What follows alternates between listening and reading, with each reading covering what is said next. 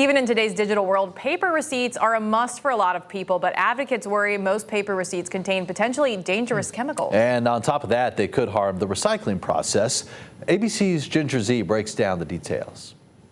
Well, that's a familiar sound, especially this time of year, as Americans go on their consumer bender for the holidays. Receipt after receipt will be printed. But beware, there could be more on that thin piece of paper than just numbers and barcodes. Unfortunately, when we as consumers or when professional cashiers touch receipt paper that contains this chemical called bisphenol S, they can be exposed to significant concentrations of this chemical. A study released earlier this year from Ecology Center's Healthy Stuff Lab found that about 80% of receipts from retailers in the U.S. are printed on thermal paper, coated with the chemicals BPA or BPS. The state of Washington recently became the first to ban these chemicals in receipt paper because of their ability to harm human health and wildlife.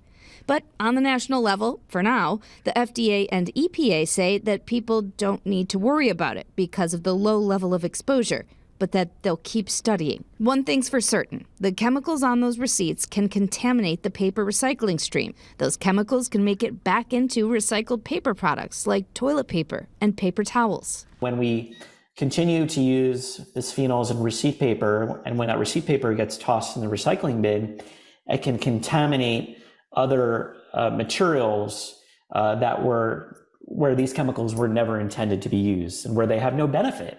Shade says next time you go to buy, opt for electronic receipts when they're available.